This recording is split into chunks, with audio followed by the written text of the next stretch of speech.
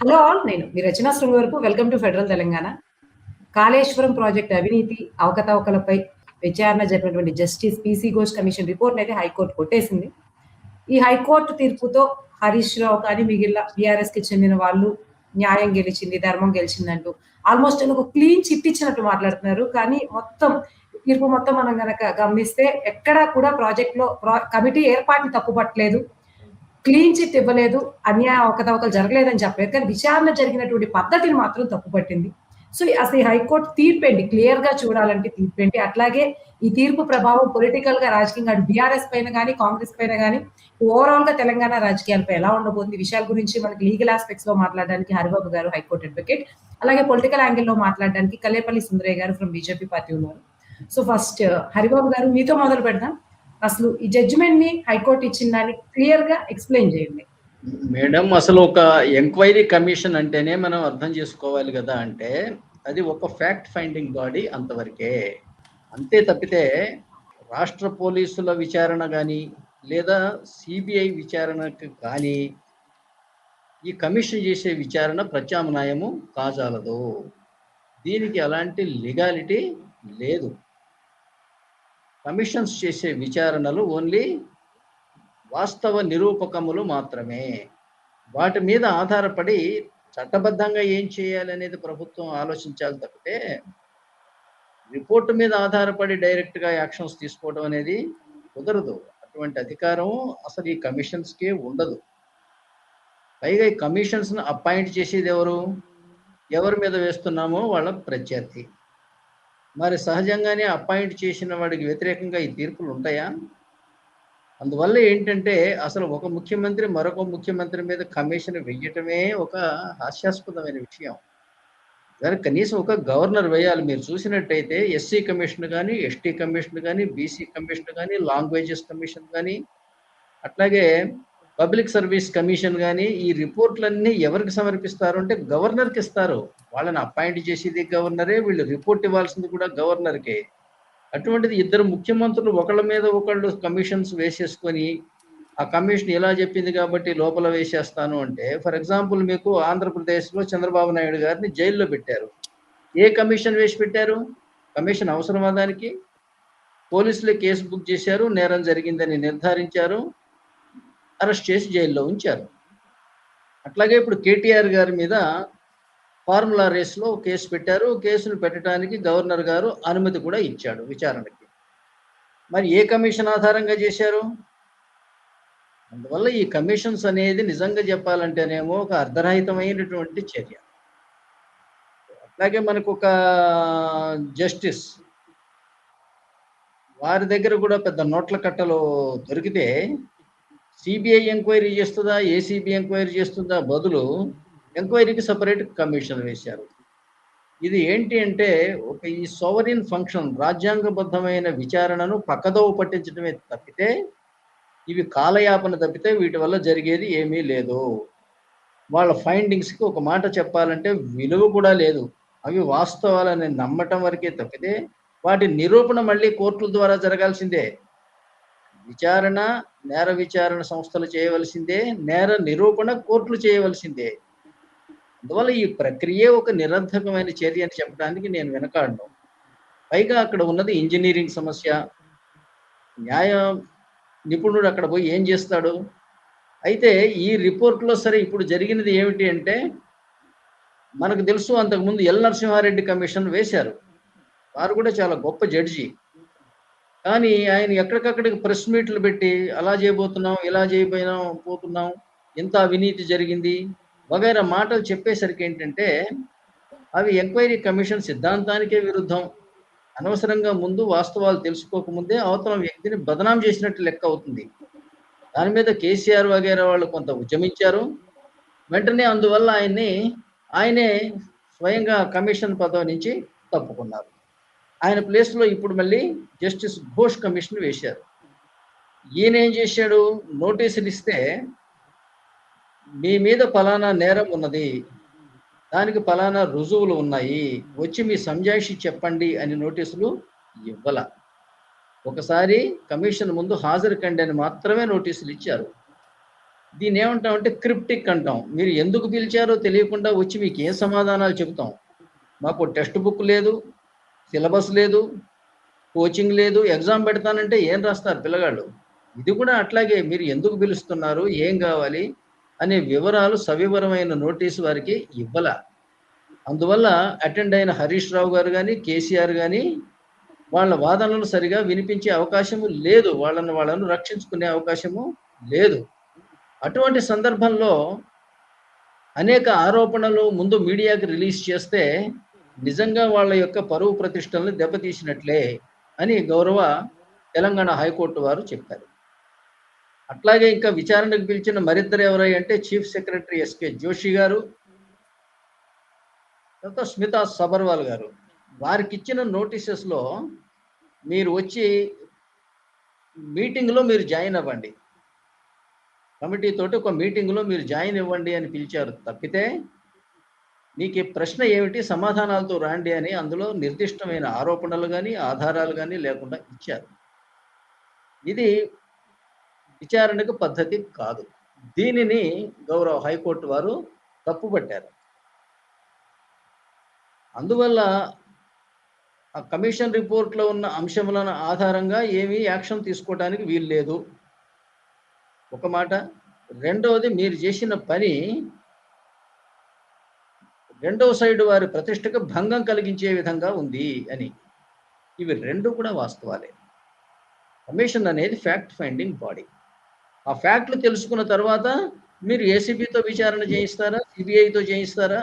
ACB తోటి చంద్రబాబు నాయుడు గారి మీద అలాగా చేస్తారా, లేదా సిబిఐ విచారణ చేస్తారా? మీకు తెలుసు ఏసీబీ ఎప్పుడు చేస్తుందో, సిబిఐ ఎప్పుడు తెలుస్తుందో.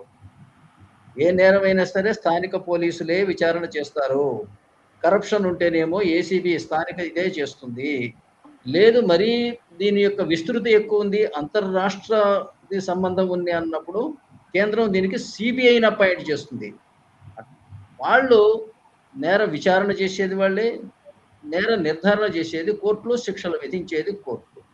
అంతే తప్పితే ఈ కమిటీలు ఏంటంటే ముందు ప్రత్యర్థులను బదనాం చేయడానికి పనికొస్తున్నాయి. వాటికి లెగాలిటీ లేదు. పైగా ఏంటంటే అతను ఫాలో అయిన విధానం, చట్టబద్ధ ప్రక్రియను ఆయన ఫాలో అవ్వాల. అక్కడ అవినీతి జరిగిందా లేదా ఇది నేను మాట్లాడే దాంట్లో అప్రస్తుతం. అది ఇప్పుడు ఎక్కడ తెలుస్తుంది? కమిషన్ వాళ్ళు తేల్చిందే చెల్లదని అంటే అది తేలాలి కదా.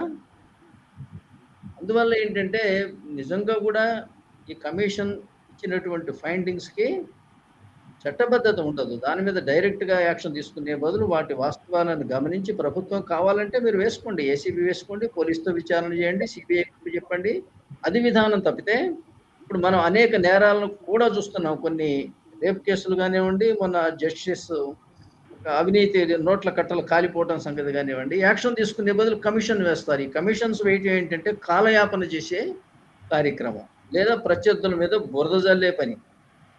వల్ల ఏంటంటే మీకు అంత అనుమానం ఉంటే మీకు చంద్రబాబు నాయుడు గారి మీద ఏ కమిషన్తో వేశారు మీరు జైల్లో, లేదా కేటీఆర్ మీద ఏ కమిషన్తో వేశారు?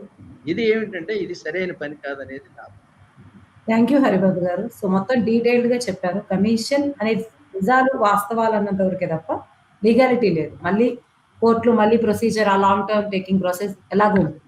సో సుందరయ్య గారు మీరు చెప్పండి, ఇవన్నీ జనాలకి అంటే కామన్ మ్యాన్ లేమని ఇంత పొలిటికల్గా ఆలోచించడు కానీ మీడియా వల్ల కావచ్చు, కేసీఆర్ ముఖ్య పాత్ర కావడం కావచ్చు, దానికి కొంచెం చాలా పెద్ద అంశంగా అవినీతి, కేసీఆర్ ఇలా కనిపిస్తుంది బయటకి.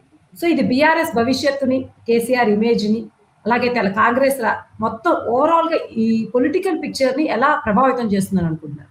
రచన గారు, ఇప్పుడు మన తెలంగాణ హైకోర్టు ఈ కాళేశ్వరం నివేదిక పైన జస్టిస్ ఘోష్ ఇచ్చిన నివేదిక పైన తక్షణం చర్యలు తీసుకోవద్దు, తొందరపాటు చర్యలు తీసుకోవద్దు అనే విషయాన్ని మన తెలంగాణ హైకోర్టు ధృవీకరించి అదే జడ్జిమెంట్ లాంటి ఒక ఇంటీరియం ఆదేశాలు ఇచ్చింది.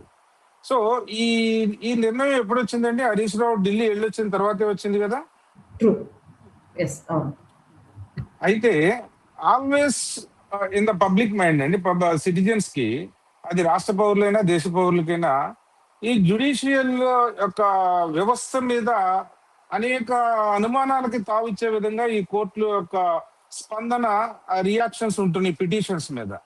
ఎందుకంటే దీంట్లో రిఫార్మ్స్ రావాలి, జ్యుడిషియల్ సెగ్మెంట్ లో రిఫార్మ్స్ వచ్చేంత వరకు కూడా న్యాయస్థానాల్లో న్యాయం అనేది అనేక విషయాలు, నేను అన్నిటి విషయాలకి నేను ఏకపక్షంగా మొత్తం తప్పుడు జడ్జిమెంట్లు వస్తున్నాయి, న్యాయస్థానాలు భ్రష్టు పెట్టిపోయినాయి అనే వాదనకి నేను వినిపించడం లేదండి.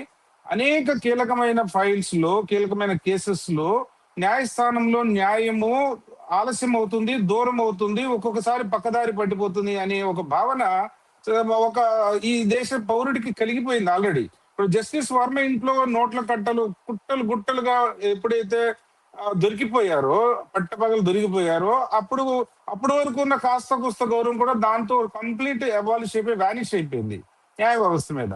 ఇప్పుడు హరీష్ రావు యొక్క ఢిల్లీ పర్యటనకి ఎగ్జాక్ట్లీ ఆ పర్యటన తర్వాత వచ్చిన హైకోర్టు యొక్క ఇంట్రియం జడ్జిమెంట్ ఆదేశాలకి ఎక్కడో ఏదో పొంతన ఉంది, ఢిల్లీలో ఏదో సంథింగ్ మంత్రాంగం నడిచింది, దానికి అనుగుణంగానే రెసిప్రొకేషన్ గానే ఇక్కడ హైకోర్టు స్పందించింది అనే భావన నేను ఎంతో మందితో ఖండిస్తున్నా కూడా వాళ్ళు పెద్దగా దీన్ని ధృవీకరించుకుంటున్నారు వాళ్ళ వరకు. అందువలన న్యాయస్థానంలో జ్యుడిషియల్ సెగ్మెంట్ లో రిఫార్మ్స్ అనేవి వచ్చి తీరాల్సిందే. కాళేశ్వరంలో అవినీతి జరిగిందని జస్టిస్ ఘోష్ కమిషన్ అది దానికి లీగాలిటీ ఉన్నా, అప్పుడు హరిబాబు గారు చెప్పినట్టుగా హరిబాబు గారు ఏదైతే ఒక ఆన్ డాక్యుమెంట్ వ్యాలిడిటీ ఉందో, లీగల్ శాంక్టిటీ ఉందో అది వివరించాడు. ఒక జస్టిస్ ఘోష్ అనేవాడు ఫ్యాక్ట్ ఫైండింగ్ చేసి దాంట్లో ఫ్యాక్ట్స్ అని పొందుపరిచి ఆ రిపోర్ట్ ని గవర్నర్ కి, సీఎం కి, ఇంకా ఇతర అథారిటీస్ కి ఇస్తారు. ఆయన శిక్షించే అధికారం లేదు, దట్స్ ఫైన్. అది లీగాలిటీ లేనప్పుడు హరీష్ రావు విచారణకు ఎందుకు హాజరు కావాలి? ఇప్పుడు కోట్లాది మందిని పరిపాలించిన, అత్యంత ఉన్నత స్థాన పదవులు అనుభవించిన హరీష్ రావు గాని, కేసీఆర్ గాని అసలు ఈ కమిషన్ కే చట్టబద్ధత, లీగాలిటీ లేదని అప్పుడే నిర్ద్వందంగా తోసిపుచ్చి నేను దీనిని ఆమోదించడం లేదు, ఇది ఒక పొలిటికల్ వెండేటాలో, రివెంజ్ యాటిట్యూడ్ లోనే నా మీద ఇలాంటి పనికి మాలిన లీగల్ గ్రౌండ్స్ లేని కమిషన్ వేసి నా పరువు ప్రతిష్టలకి డామేజ్ కలిగిస్తున్నారు, నేను అటెండ్ కాను, డిఫర్మేషన్ సూట్ వేస్తున్నాను, ఇది చట్టబద్ధత లేని ఇది ఒక ప్రైవేట్ వ్యక్తులు లాగా ఆదేశించిన కమిషన్ లాగానే అనిపిస్తుంది. మీరు కావాలంటే కాళేశ్వరంలో ఎన్ని పిల్లర్స్ కూలిపోయినాయి, ఒకటి 5 అంటాడు, ఒక 4 అంటాడు, కూలింది నిజం, అవినీతి జరిగింది నిజం. ఆ అవినీతిని ఆరగట్టడానికి, ఎండబెట్టడానికి మీరు ఇంకా అత్యున్నత ఏజెన్సీలను అపాయింట్ చేయండి. సిబిఐని వేస్తారా, సిబిసిఐడిని వేస్తారా, సార్ చెప్పిన ఏసీబీని వేస్తారా? ఈ జస్టిస్ ఘోష్ కమిషన్ లాంటి ఒక లీగాలిటీ లేని కమిషన్ లో నాకు వద్దు, నేను వాళ్ళ ముందు విచారణకి వెళ్ళను. మీరు ఇతరితర ఏజెన్సీని, ఎంక్వైరీ ఏజెన్సీలు వేసి నేను ఒకవేళ అవినీతి చేస్తుంటే నన్ను శిక్షించండి అని హరీష్ రావు, అత్యంత ఆయన కంటే పైన ప్రతిష్టాత్మకంగా 10 సంవత్సరాలు ముఖ్యమంత్రిగా చేసిన కేసీఆర్ గారు, ఆయనకి is having all the rights to reject. ఆ టైంలో ఆయన దాన్ని తోసిపుచ్చకుండా న్యాయస్థానాలకు వెళ్ళి పిటిషన్స్ వేయకుండా రద్దు చేయమని, దీనికి లీగల్ పవర్ లేదనే అంశాన్ని గౌరవ న్యాయస్థానాల దృష్టికి తీసుకెళ్లకుండా ఈ కాలయాపన కోసం, సార్ చెప్పినట్టు విషయాన్ని పక్కదారి పట్టించడం కోసం ఇరు పక్షాలు, ఇటు కాంగ్రెస్ రేవంత్ రెడ్డి గవర్నమెంట్ ఆదేశించిన ఘోష్ ని, అటు బీఆర్ఎస్ తాత్కాలికంగా కమిషన్ యొక్క విచారణ పూర్తయ్యే వరకు వాళ్ళు ఆహ్వానించిన తర్వాత ఇది చల్లతో తూచి నో అని అదంతా ఏంటంటే విలువైన ప్రజాధనము, ప్రజల యొక్క సమయము ఈ కాలయాపన చేయటం కోసమే కొనసాగించినట్టుగా ఈ తతంగాన్ని మనం అర్థం చేసుకోవాలి. రచన గారు, ఇప్పుడు కూడా మించిపోయింది లేదు. తెలంగాణ గవర్నమెంట్ వాళ్ళకి ఏమి క్లీన్ చిట్ ఇవ్వలేదు. తొందరపాటు నిర్ణయాలు వద్దు, ఇది కొంత ఎంక్వైరీ అనేది లోపభూయిష్టంగా ఉంది, దాన్ని సరిచేసి ఇవ్వండి, తిరిగి ఇన్ని సమయంలో మళ్ళీ తిరిగి ఎంక్వైరీని నిర్వహించి కోర్టుకి సమర్పించండి అని ఒక బాధ్యతాయుతమైన సందేశం కూడా లేదు దాంట్లో. వేగ్ గా ఒక బ్లాంకెట్ స్టేట్మెంట్ ఏంటంటే లోపభూయిష్టంగా ఉంది, తొందరపాటు నిర్ణయాలు వద్దు, కరెక్ట్ విచారణ చేసి నాకు 15 రోజుల్లోనే 21 రోజుల్లోనే ఇవ్వండి అనే ఒక బాధ్యతాయుతమైన ఆదేశాలు ఇచ్చి ఉంటే ఈ రాష్ట్రానికి, రాష్ట్ర యొక్క ప్రజా ధనానికి, ప్రజా సమయానికి విలువిచ్చినట్టే ఇది కోర్టు. అందువల్ల ఈ కోర్టులకు ఉండే ఇమ్యూన్ ని ఫస్ట్ రిఫార్మ్ చేయాలండి. జడ్జీలకి, కోర్టులకు ఉండే ఇమ్యూన్ ప్రశ్నించకూడదు. కంటెంప్ట్ ఆఫ్ ది కోర్టు, ఎప్పుడో బూజు పట్టిపోయిన పాత తరం నాటి రూల్స్ రెగ్యులేషన్స్ తోటి ఎన్నో కేసెస్ లో న్యాయం అనేది అసలు కనుమరుగైపోతుందని, జనరేషన్స్ చనిపోయినా కూడా జడ్జిమెంట్లు రావడం లేదు. నాకంటే అత్యంత ఎక్కువ హరిబాబు గారికి తెలుస్తుంది. ఎప్పుడో ఒక వ్యక్తి ఒక ప్రాపర్టీ గురించి చేస్తుంటే వాళ్ళ తాత చేస్తుంటే మనోడికి కూడా న్యాయం దొరకట్లేదు. ఇంకా అత్యున్నత అత్యున్నత న్యాయస్థానాలు ఇవే ఈ విధంగా న్యాయాన్ని దూరం చేసి ఆలస్యం చేసి ఈ విధమైన పరిస్థితిని కల్పిస్తుంటే ప్రజలకి పోలీసుడు మోసం చేశాడు, ప్రజానాయకుడు మోసం చేశాడు, ఒక ఐఏఎస్ మోసం చేశాడని, ఐఏఎస్ మోసం చేశాడని ఆఖరికి ఉన్న ఏకైక రిసార్ట్ ఏంటండి సిటిజన్ కి కోర్టులో ఇంతకంటే కొన్ని కేసెస్ దారుణమైన భరించలేని ఒక వ్యక్తి భరించలేనంత ఆలస్యం జరుగుతుంది, ఒక్కొక్కసారి అన్యాయం జరిగిపోతుంది. నేను అనేది అన్ని కేసులకి నేను ఒకే తాటిని కట్టట్లేదు. కొన్ని ఎన్నో మెజారిటీ ఆఫ్ ది కేసెస్ ఇన్ని వేల లక్షల కేసులు ఎందుకు పెండింగ్ ఉందండి? గవర్నమెంట్ కి తెలియడం లేదా? సుప్రీంకోర్టుకు తెలియడం లేదా? హైకోర్టుకు తెలియడం లేదా? నో, నేను అంటున్నది కాళేశ్వరం యొక్క case I'm on the track madam, I'm stick to the subject only. దీనికి రిలవెంట్ ఉన్న ఇదే చెప్తున్నాను. ఈ కాళేశ్వరం యొక్క ఏదైతే ఎంక్వైరీ కమిటీ రిపోర్ట్ మీద హైకోర్టు స్పందించిందో, ఇన్ని నెలల తర్వాత స్పందించి, ఇన్ని సంవత్సరాలు స్పందించి విలువైన సమయం అంతా కాలగర్భంలో కలిసిపోయింది. ఇప్పటికైనా త్వరితగతిన ఈ కేసు మీద ఒక నిర్ణయానికి రావాలంటే బాధ్యతాయుతమైన హైకోర్టు ఏం చెప్పి ఉండాల్సింది? ఈ లోపభూయిష్టమైన అంశాల మీద మీరు స్పందించి 2 నెలల్లోనో 3 నెలల్లోనో మాకు రిపోర్ట్ సమర్పించాలి అని అంటే దట్స్ కాల్డ్ రెస్పాన్సిబిలిటీ వే. అందుకని the way how they respond అంటే వేగ్ గా ఉంది అది. సో దీని వలన మన బీఆర్ఎస్ గవర్నమెంట్ కి వచ్చే కొత్త ఇమేజ్ ఏం లేదండి. ఆల్రెడీ అపోనెంట్ కాంగ్రెస్ పార్టీ ఎంత ఎండగట్టాలనో ప్రజల్లో ఫస్ట్ డిగ్రేడ్ చేసి పడేశారు. సార్ అన్నట్టుగా ఒక వ్యక్తి యొక్క ఇమేజ్ ని డామేజ్ చేయడానికి ఇలాంటి కమిషన్లు వేస్తారు. అది యాక్చువల్ గా సబబు కాదన్నారు, కానీ వాళ్ళు పొలిటికల్ దాంట్లో రూల్స్ బ్రేక్ చేయడమే వాళ్ళ కర్తవ్యంగా ఉంటుంది. అనేక పార్టీలకి సిస్టమాటిక్ పార్టీలు అలా చేయవు, సిస్టమాటిక్ వెళ్ళిపోతాయి. సో జరగాల్సిన డ్యామేజ్ ఎప్పుడో బీఆర్ఎస్ జరిగిపోయింది. ఆ డ్యామేజ్ కంట్రోల్ లో భాగంగానే ఇప్పుడు హరీష్ రావును కొంతమంది బీఆర్ఎస్ నాయకులు చూసారా, హైకోర్టు మాకు మేము శ్వేతపత్రం లాగా మమ్మల్ని చిత్రీకరించింది, మా పత్రం మీద ఎలాంటి మరకలు లేవు, ఈ గవర్నమెంట్ కక్షపూరితంగా ఉద్దేశపూర్వకంగా ఇలాంటివన్నీ వేసింది అని చెప్పేసి వాళ్ళకి self clean image clean chit వాళ్ళు ఇచ్చుకుంటున్నారు. హైకోర్టు ఎక్కడా కూడా దాని మీద మాట్లాడలేదు. ఓన్లీ సత్వర చర్యలకు దిగకండి, ఇది కొంత లోపభూయిష్టంగా ఉందని గమనించినప్పుడు ఆదేశించాల్సింది ఎవరండి? హైకోర్టే కదా. రిపోర్ట్ సమర్పించింది హైకోర్టుకి అన్నప్పుడు హైకోర్టుకి నచ్చినప్పుడు మళ్ళీ నచ్చేలాగా చేయమని చెప్పాల్సింది కూడా అదే authority. Okay, thank you Sundarayya గారు. హరిబాబు గారు మీరు చెప్పండి. సుందరయ్య గారు రేస్ చేసినటువంటి ఒక పాయింట్ అదేంటంటే, ఈ విధానం ఏదైతే ఉందో అది తప్పు ఉందని చెప్పేసి దాన్ని కొట్టేయడం వరకు రైటే, కానీ అది ఫ్యాక్ట్ ఫైండింగ్ కమిటీ అయినప్పటికీ అది చెప్పింది ఫ్యాక్ట్స్ అని యాక్సెప్ట్ చేయాలి అన్నప్పుడు ఆయన అన్నట్టు దాని మీద మళ్ళీ విచారణ చేసో ఏదో చేసో 20 days 15 days కొంత టైం పీరియడ్ తో అధికారం న్యాయ వ్యవస్థ ఉండదా? లేకపోతే కమిషన్స్ విషయంలో న్యాయ వ్యవస్థ ఇలాగే వ్యవహరిస్తుందా? మీరు అన్నట్టు ఇందాకే తీసుకుందాం, పైకి మీరు అన్నట్టు కమిషన్ అనేది ఇట్లా వేయడం అనేది లీగాలిటీ, కొంత టైం జాప్యం చేయడం ఇది అన్నప్పుడు వాళ్ళు దాన్ని ఫ్రేమ్ చేసినప్పుడు ఫస్ట్ ఎవరైతే ఈ కమిషన్స్ ఏర్పాటు చేశారో వాళ్ళు ఖచ్చితంగా something in my greater in mind తోనే చేసి ఉంటారు. సో ఇప్పుడు అది ఎందుకు పిక్చర్ లోకి రావట్లేదు? కోర్టులు మాత్రం ఎందుకు కమిషన్ ని ఫ్యాక్ట్స్ అని తెలిసి కూడా కొట్టేస్తున్నాయి తప్ప దాన్ని రివైజ్ చేయడం అటువంటి విషయాలు ఎందుకు ఇవ్వట్లేదు అత్యున్నత న్యాయస్థానాలు? ఇప్పుడు దీని విషయంలో ఎలా ఉండొచ్చు నెక్స్ట్ ప్రొసీడింగ్స్?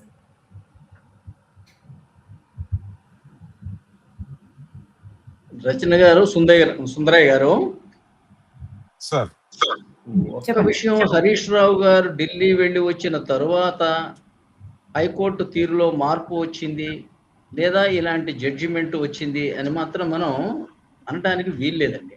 దానికి ఏ రకమైన ప్రజలకి తప్పని అంటున్నాము, కానీ ప్రజలను ఆపలేము.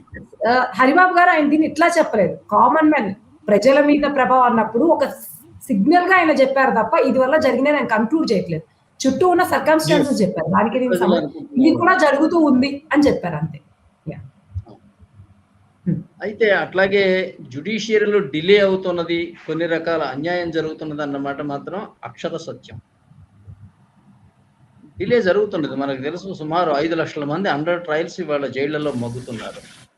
5 కోట్ల కేసులు పెండింగ్ ఉన్నాయి. 5 కోట్ల కేసులు అంటే ఇరుపక్షాల ఒక 10 మంది ఇన్వాల్వ్ అయ్యారంటే 50 కోట్ల మంది ప్రజలు తీర్పుల కోసం ఎదురు చూస్తున్నారు. ఇది లేదా అంటేనేమో అట్లాగే న్యాయం అందరికీ దొరుకుతుందా అంటేనేమో వాళ్ళ పెద్ద పెద్ద అడ్వకేట్స్ ఉన్నారు, ఆ ప్రొసీజర్స్ లో ఆరితేరిన వాళ్ళు కానివ్వండి, వాళ్ళని పెట్టుకునే స్థాయి అందరికీ ఉంటుందా అంటేనేమో ఉండదు. కనీసం ఢిల్లీ వరకు వెళ్ళొచ్చే అవకాశం ఉండదు అందరికీ. అసలు సుప్రీంకోర్టు ఢిల్లీలో పెట్టే బదులు ప్రతి హైకోర్టులోనూ కూడా ఒక ఛాంబర్, సుప్రీంకోర్టు కూడా సింగిల్ జడ్జి పెట్టండి. ప్రతిదానికి ఢిల్లీ దాకా ఉరకాలంటే ఎవరు ఉరుకుతారు, ఎట్లా ఉరుకుతారు? అలాగే ఏంటంటే ఇక జవాబుదారీతనం లేదు అంటేనేమో అది తప్పింది. ఒక రకంగా చెప్పాలంటే ఈ ప్రెసిడెంట్ ఆఫ్ ఇండియా అపాయింట్ చేయాలి, పార్లమెంటు ప్రెసిడెంట్ కలిపి వీళ్ళని అభిశంసించాలి. ఆ సిస్టమ్ పోయింది. అందువల్ల ఏంటంటే ప్రభుత్వ కంట్రోల్ అనేది, నియంత్రణ అనేది న్యాయ వ్యవస్థ మీద పోయింది. మరి ఎంక్వైరీ కమిషన్స్ అంటారా, మీరు గమనించండి. సపోజ్ కేజ్రీవాల్ని జైల్లో వేశారు. ఏ ఎంక్వైరీ కమిషన్ తోటి? లల్లూ ప్రసాద్ యాదవ్ని వేశారు. ఇట్లా అనేక మంది ముఖ్యమంత్రుల్ని, అనేక కేంద్ర మంత్రుల్ని, ఆ కజిమోని కరుణానిధి గారి డాటర్ని, ఈ మరి ఎందుకు వేసినట్టు ఇక్కడ కమిషను? కమిషన్ లేకుండా మీ ఎంక్వైరీ బాడీస్ తోటి ఎంక్వైరీ చేయించవలసి ఉండే, అది తర్వాత సంగతి. కానీ ఆ మేడిగడ్డ బ్యారేజీకి జరిగిన నష్టం ఏదైతే ఉందో అది రిపేర్ చేయగలిగినదా, చెయ్యలేనిదా? చెయ్యలేనిది అయితే ఓకే, చెయ్యగలిగినది అయితే ఎందుకు చేయట్లా? చేయాలి కదా, ఇంకా డ్యామేజ్ కంట్రోల్ మెజర్స్ చేయాలిగా, అది ఇమ్మీడియట్గా జరగాలి. అలాగే ఏంటంటే అసలు ముఖ్యంగా చెప్పాలంటే మీకు గవర్నర్ గారు వచ్చి అసెంబ్లీలో స్పీచ్ చెబుతాడు. నా ప్రభుత్వం మేడిగడ్డ కట్టింది, నా ప్రభుత్వం అత్యంత ప్రతిష్టాత్మకంగా కట్టింది అని. మరి ఇప్పుడు ఆయన్ని కూడా వేస్తే పోయేదిగా. పైగా ఏంటంటే మంత్రులందరూ చట్టబద్ధంగా నాకు తెలిసినంత వరకు రాజ్యాంగ పరంగా ఆర్టికల్ 164 దాని ప్రకారంగా ఏంటంటే గవర్నర్ గారి యొక్క ఏజెంట్లు వీళ్ళంతా. అందువల్ల ఈ వైకేరియస్ లైబిలిటీ గవర్నర్కి చుట్టుకోవాలి నిజానికి, మంత్రులకు కాదు. కాకపోతే దురదృష్టవశాత్తు ఏంటంటే భారతదేశంలో ఈ రాజ్యాంగాన్ని గుర్తించట్లా ఎవరు. 164 కింద గవర్నర్ అపాయింట్ చేస్తాడు, గవర్నర్ ఇష్టారీతిని తొలగిస్తాడు. ఆర్టికల్ 167 కింద వీళ్ళు గవర్నర్కి ఆన్సరబుల్ ప్రతిదానికి. మరి ఆయన్ని వదిలేసి ఆయన స్పీచెస్లోనేమో మై గవర్నమెంట్ అంటే ఇదంతా మీ గవర్నమెంటే. పైగానేమో ఇందులో జరిగిన అవినీతికి ఆయన అనుమతి కావాలట. ఎంత పొరపాటు సిస్టమ్ జరుగుతున్నదంటే భారతదేశంలో చెప్పడానికి వీల్లేదు. ప్రతి ఓటు మెజారిటీ వచ్చిన వాడు ముఖ్యమంత్రి అవడం వల్ల ఏమవుతున్నది? మెజారిటీ కోసం డబ్బున్న వాళ్ళు పార్టీలు పెట్టేసుకుంటారు, 100 మందికి పెట్టుబడులు పెడతారు, ఓటుకు 1000-2000 పెట్టి కొనుక్కొని గెలిచొస్తారు. మాకు మెజారిటీ వచ్చిందంటున్నారు, రాష్ట్రాలను చెరపడుతున్నారు, ప్రతిపక్షాలను ఇబ్బంది పెడుతున్నారు. ఇది పాకిస్తాన్ స్టైలు. పాకిస్తాన్ రాజ్యాంగం ఆర్టికల్ 91లో ఉంది ఇలా, మెజారిటీ వచ్చినోడు ముఖ్యమంత్రి అవడం. ఆర్టికల్ 91, 130. అందువల్ల పాకిస్తాన్లో ప్రధానమంత్రి చేసి బతికి బట్టగట్టిన వాడు ఎవడు లేడు ఇంతవరకు. సారి మెజారిటీ వచ్చిన తర్వాత అసెంబ్లీ నిండా మీరేనాయే, రాష్ట్రం అంతా ఎంప్లాయీస్ అంతా మీ సేవకులేనాయే.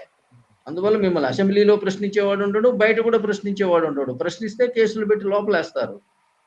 ఇది డెమోక్రసీయే కాదు. ఫస్ట్ ఆఫ్ ఆల్ ఇండియన్ రాజ్యాంగంలో సూచించిన సిస్టమ్ కూడా ఇది కాదు. ఇట్లా ఒకళ్ళ మీద ఒకళ్ళు కక్షలతోటి ఆర్థిక మూలాల మీద దెబ్బ తీసుకోవటం, కేసులు పెట్టడం, కమిషన్స్ వేయటం, జైళ్లలో వేయటం, ఇవన్నీ ఎందుకు జరుగుతున్నదంటే ఈ తప్పుడు అవగాహన వల్ల జరుగుతున్నది. మెజారిటీ వచ్చినోడు ముఖ్యమంత్రి అవటం నేను చెప్తున్నాను. పాకిస్తాన్ రాజ్యాంగం ఆర్టికల్ 130 ముఖ్యమంత్రి అవటం.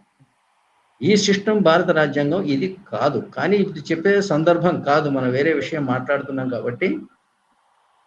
తర్వాత మరి ఇది వేస్ట్ఫుల్ కమిషన్ అని తెలిసి కూడా కేసీఆర్, హరీష్ రావు ఎందుకు హాజరయ్యారు అంటేనేమో, అసలు హాజరు కమ్మని పిలిచింది మీకు తెలిసిన విషయాలు చెప్పండి అని పిలిచారు తప్పితే ఏదన్నా నేరారోపణ మీద పిలిచారా? ఎందుకు రాకుండా ఉండాలి? వచ్చినప్పుడు ఆ అవకాశాన్ని వినియోగించుకొని మేము ఎలా చట్టబద్ధంగా చేశాము, ఎలా రీజనబుల్గా చేశాము అనేది చెప్పడానికి, ఉపయోగించుకోవడానికి వస్తారు. లేకపోతే ఏం జరుగుతుంది? రాలేదన్న నేరం ఒకటి, చేయవలసిన ప్రచారం దుష్ప్రచారం జరిగి బదనాం అయిపోతుంది. సాక్షాత్తు పివి నరసింహరావు గారి మీదనే ఎంత బదనాం చేశారు, సెయింట్ కిట్స్ కేసు. ఈ విధంగా ఏంటంటే వాళ్ళ ఆపర్చునిటీని తీసుకొని వాళ్ళ స్టాండ్ ఏంటనేది చెప్పడానికి వస్తారు, అందులో తప్పు లేదు.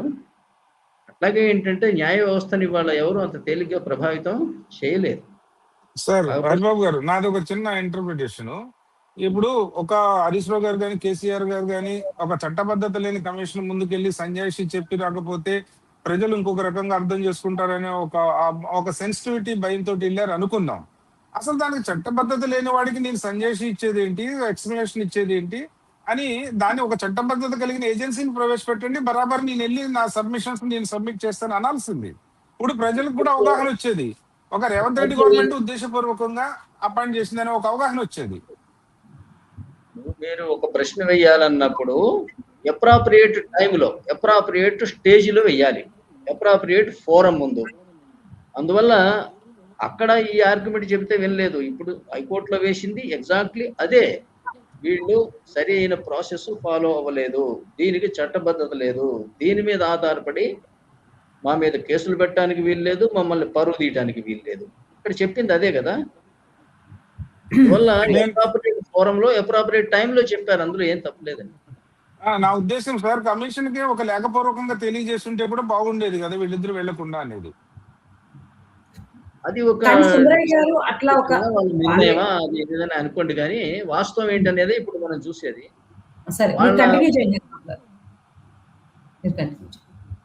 కమిషన్ ముందు హాజరయ్యేది ఎందుకు అంటేనేమో వాళ్ళ వాదన వినిపించి మేము నిర్దోషులో మేమేం తప్పు చేయలేదని చెప్పుకునే ప్రయత్నం కంపల్సరీగా చేస్తారు, అవకాశాన్ని వినియోగించుకొని. లేకపోతే నువ్వు కమిషన్ ముందు ఎందుకు రాలా, లేదా కమిషన్కి రానానికి ముందు కోర్టులో ఎందుకు వేసావు అంటే నువ్వు విచారణ నుంచి తప్పించుకోవాలనుకుంటున్నావా, ఇవన్నీ వస్తాయి. అందువల్ల విచారణకు పిలిస్తే హాజరు అవ్వవలసిందే, విచారణాధికారి విచారణ చేయవలసిందే, ఆయనకు తెలిసిన ఫ్యాక్ట్స్ ప్రభుత్వానికి నివేదించవలసిందే.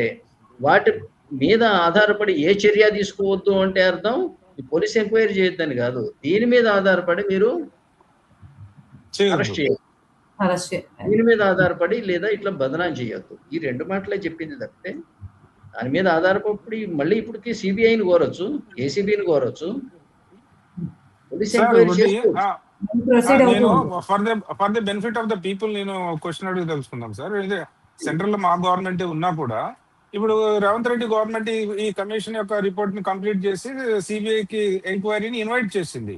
రాష్ట్ర ప్రభుత్వం కేంద్రానికి అందజేసింది, టోటల్ మెటీరియల్ అంతా అందజేసి సిబిఐ ఎంక్వైరీ జరిపించండి అని ఇన్వైట్ చేసింది. సో ఇప్పుడు దాని మీద ఎంక్వైరీ త్వరితగతిన మీరు మొదలు పెట్టండి అని స్టేట్ గవర్నమెంట్ డిమాండ్ చేయొచ్చు, తప్పనిసరిగా.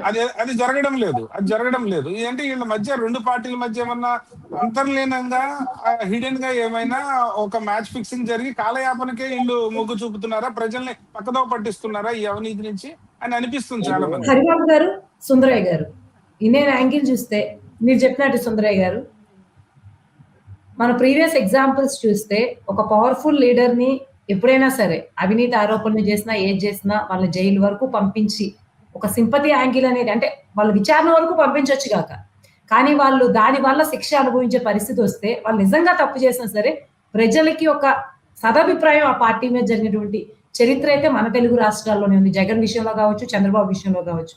రేవంత్ రెడ్డి గారికి మనం అలా అనుకుంటే, హరిబాబు గారు చెప్పండి. రేవంత్ రెడ్డి గారు జైలుకి పోయే వచ్చారు, పర్స్పెక్టివ్ నుంచి పోయే వచ్చారు, నన్ను ముఖ్యమైన కేసీఆర్ గారి ద్వారానే.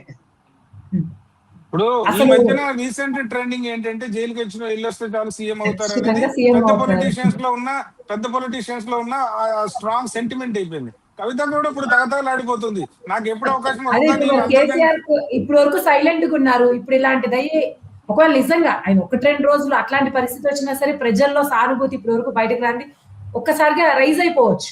కాంగ్రెస్ అంటే నేను ఈ పరంపరలో జైలుకి వెళ్ళి వచ్చినంత సీఎంలు అవుతున్న పరంపరలో కవిత కూడా ఇప్పుడు ముందు వరుసలో ఉంది.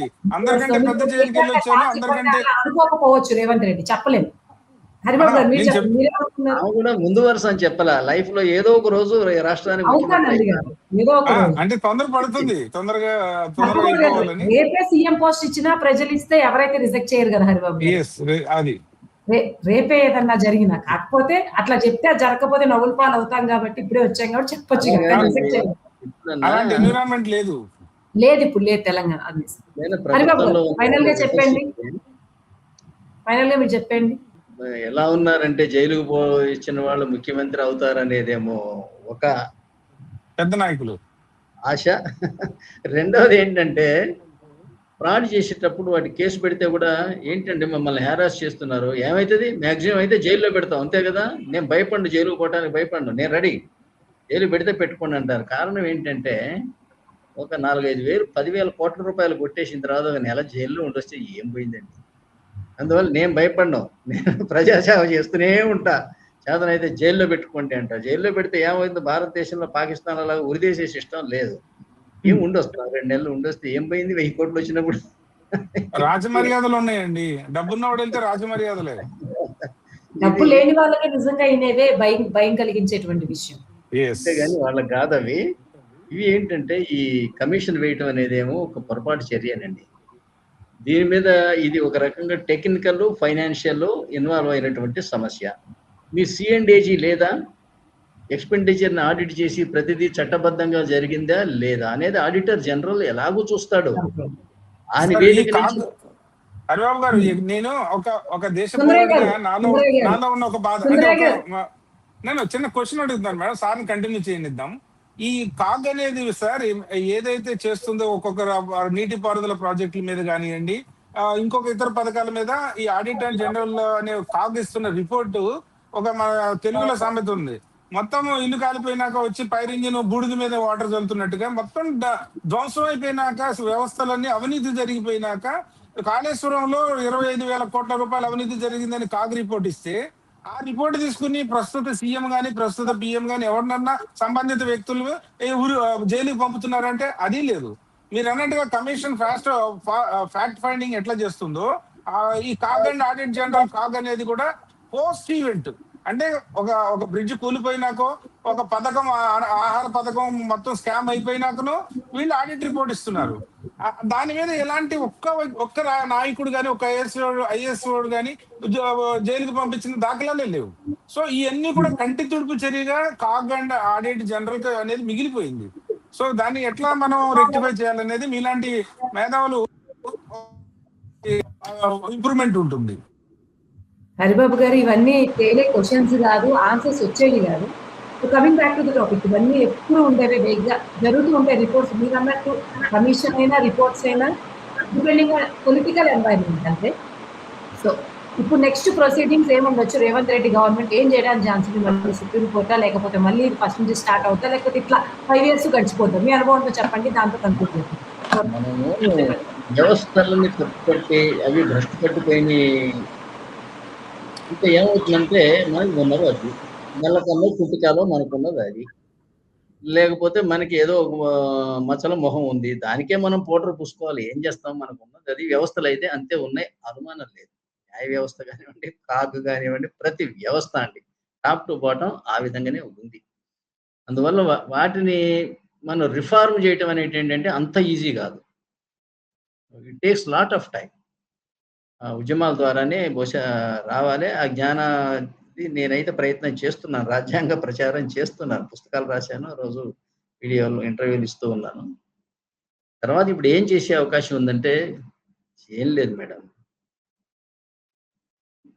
గెలిచిన వాళ్ళు ఓడిపోయిన వాళ్ళని ఆర్థికంగా దెబ్బతీయటం, తర్వాత పేరు ప్రఖ్యాతులు దెబ్బతీయటం, జైల్లో వేయటం, ఇవేంటంటే సహజం అయిపోయింది. పాకిస్తాన్ని మనం కాపీ కొట్టి మీకు ఇక్కడ రేవంత్ రెడ్డి గారిని కూడా జైల్లో వేయడం జరిగింది.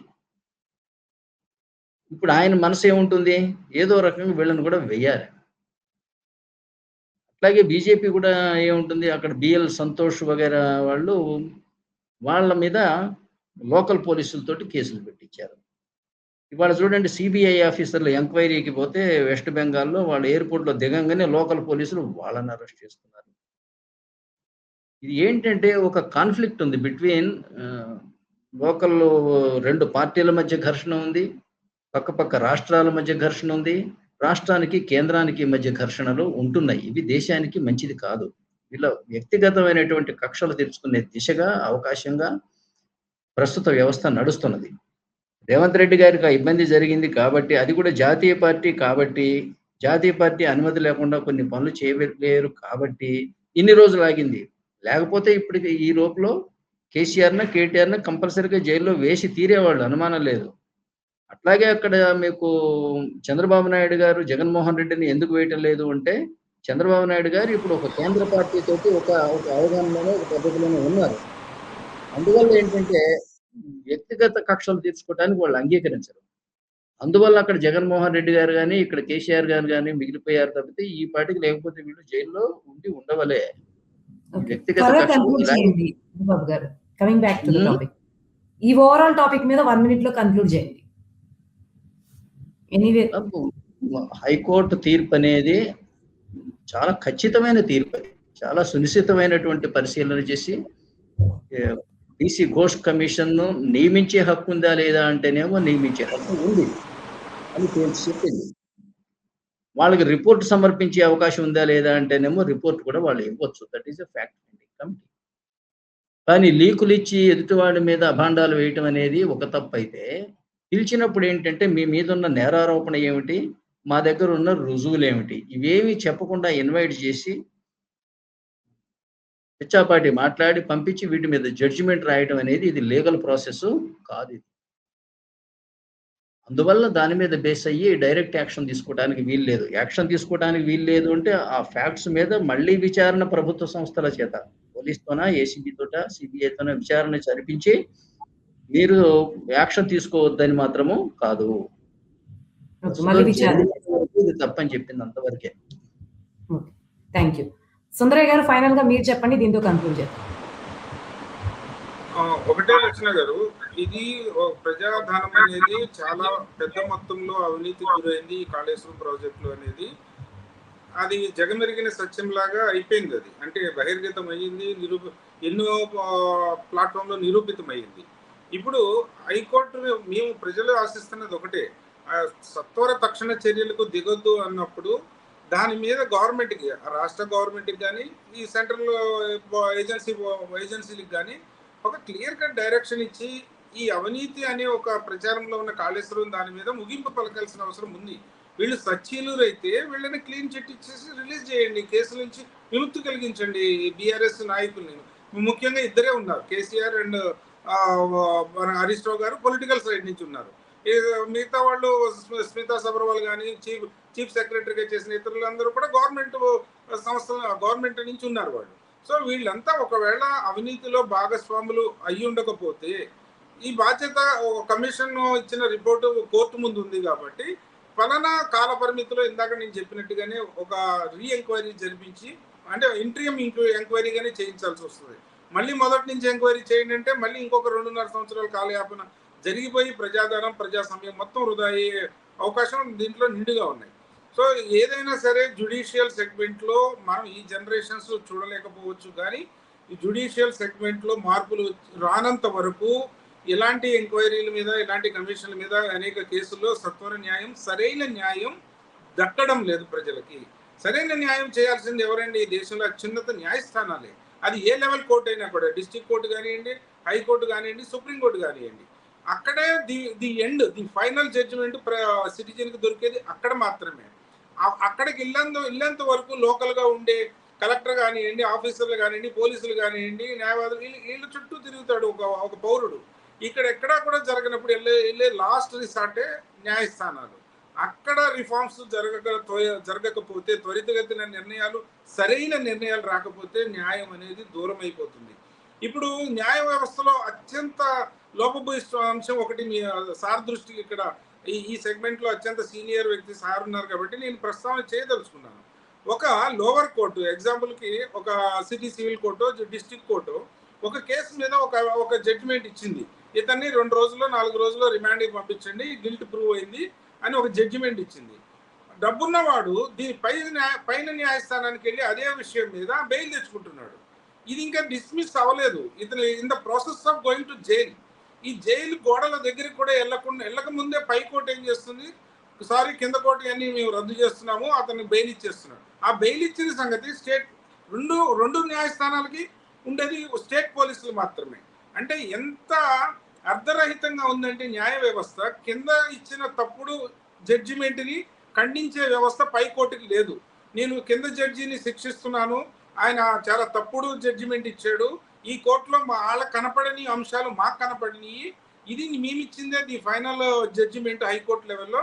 సో ఆ జడ్జిని నేను జైలుకి పంపిస్తున్నాను, బాధితుడికి ఇంత డిఫేమ్ అయిపోయాడు, అతని యొక్క పరువు పోయింది, ఒక మెంటల్ ఎగోనికి గురయ్యాడు ఆ తప్పుడు నిర్ణయం వలన. సో ఒక సామాన్యుడిని, ఒక గౌరవప్రదంగా బతుకుతున్న వ్యక్తిని ఇలాంటి తప్పుడు జడ్జిమెంట్లతోటి బాధించకూడదు. హైకోర్టు మేము చూసామని ఆ తప్పుడు నిర్ణయాలు ఇచ్చిన న్యాయమూర్తులకి శిక్షే లేదండి, అసలు ఇన్ఫర్మేషన్ కూడా లేదు. నువ్వు ఇచ్చిన విత్ ఇన్ అవర్స్ లో నేను మీకు ఈ పాటికి అర్థమై ఉంటుంది ఏ కేసుని ప్రస్తావన చేస్తున్నాను. అల్లు అర్జున్ కేసులో ఒక కింద కోర్టు జైలు తీసుకెళ్తున్నారు, అతన్ని తీసుకెళ్లే సమయంలోనే పై కోర్టు బెయిల్ ఇచ్చింది. ఆ బెయిల్ ఇచ్చిన ఆర్డర్స్ వచ్చి కింద కోర్టుకి తెలియదు. ఈ ఇంబ్యాలెన్స్, ఈ జ్యుడిషియల్ సెగ్మెంట్ లో ఉన్న ఈ ఇంబ్యాలెన్స్ వలన ఒక పౌరుడు, ఒక సామాన్యుడు నలిగిపోతున్నాడు, పోలీసులు నలిగిపోతున్నారు. అప్పుడు కింద కోర్టు ఇచ్చిన వ్యక్తి తప్పుడు నిర్ణయానికి పాల్పడినట్టే కదా. అంటే అతను సరిగా చదువుకొని వాడైనా అయి ఉండాలి, న్యాయ వ్యవస్థ మీద గ్రిప్ లేనివాడైనా అయి ఉండాలి, లేదంటే ఏదో లంచాలకి లోపడి తప్పుడు జడ్జిమెంట్ అని ఇచ్చి ఉండాలి. ఆ తప్పుడు క్రైమ్ కి శిక్ష దొరకాలా లేదా న్యాయమూర్తులకి? ఇది ఎంత అసహించుకోదగ్గ లోపభూయిష్టమండి జ్యుడిషియల్ సెగ్మెంట్ లో. ఒక సామాన్య వ్యక్తి సమాజంలో తప్పు చేస్తే శిక్షిస్తాడు జడ్జి తప్పు చేస్తే శిక్షించరండి. వ్యవస్థలు మారాలి. కాళేశ్వరం మీద హైకోర్టులు కానీ సుప్రీంకోర్టులు కానీ ఆల్రెడీ సిబిఐ కోర్టులోకి బాల్ వెళ్ళింది కాబట్టి జస్టిస్ ఘోష్ కమిషన్ రిపోర్ట్స్ ని సబ్మిట్ చేస్తున్నారు కాబట్టి స్టేట్ గవర్నమెంట్ వాళ్ళు తక్షణమే హైకోర్టులు కూడా ఒక సామాజిక బాధ్యతని వహిస్తూ తీసుకుంటూ ఈ కాళేశ్వరం అవినీతికి చెక్ పెట్టాల్సిన అవసరం ఉందండి. అంతేగాని ఇంటరియం ఆదేశాలతోటి రాజకీయ పార్టీలకు లబ్ధి చేకూరేలాగా వీఆర్ క్లీన్ అని ప్రచారం చేసుకుంటే ప్రజల మైండ్ లో పాతుకుపోయిన నిర్ణయం అంత ఈజీగా పోదు. మేబీ క్లీన్ ఉండొచ్చు, కానీ అది ఒక సార్ చెప్పినట్టు ఒక లీగల్ బాడీ నుంచి రావాలి. అది హైకోర్టు, సుప్రీంకోర్టు, సిబిఐ జరగాలి. థ్యాంక్ యూ సుందరయ్య గారు, హరిబాబు గారు ఇంత డీటెయిల్ డిస్కషన్ లో పార్టిసిపేట్ చేసినందుకు. ఇంతటితో ఈ చర్చ. Thank you.